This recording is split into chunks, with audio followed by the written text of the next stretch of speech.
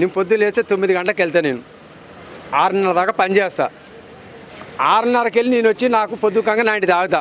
నేను 6 కిలోమీటర్కి వెళ్ళి రావాలి ఇడికి మందు తాగడానికి. రానికి అర్ధగంట పడుతుంది, మళ్ళీ పోనీకి అర్ధగంట పడుతుంది, అలా కూర్చుంటానికి అర్ధగంట పడుతుంది. ఆ చీకట్లో నేను తాగిపోవాలి అంటే కుసుకున్నా నాకు ఎదురు కొడుతుంది, గుద్ది సాగొచ్చు. నేను నా ఇల్లు ఏం కావాలి, నా పిల్లలు ఏం కావాలి అంటే దానికే తాగకుంటే అయిపోతుంది కదా, గుద్దించుకునే అంటున్నా నేను. Okay, very good. బంద్ చేస్తే మొత్తానికి షటర్లు బంద్ చేసేయి. మంచి ఆలోచన. లేదంటే ఊర్లో పట్టి ఉన్నాయి కదా, ఊర్లలో కష్టం చేసుకున్నాం కదా, ఉతుకంగా పోతూ ఉంటే దాదాపు సప్న ఓడి ఇంట్లో ఇంట్లో పంతాం. రైట్. వీడికి రావాలంటే ఇప్పుడు 6 కిలోమీటర్ రావాలి మేము. ఇప్పుడు మునుగోడు కాన్ఫరెన్స్ లో ఊర్లలో మద్యం అమ్ముతలేరు. బంద్. ఎన్నేళ్ళ జరిగింది? ఇప్పుడు ఆయన వచ్చిన కాడి నుంచే లేదు. ఆయన వచ్చినాక 2 నెలలు 3 నెలలు పట్టింది, అప్పటికెళ్ళి బంద్ అయింది. ఓకే.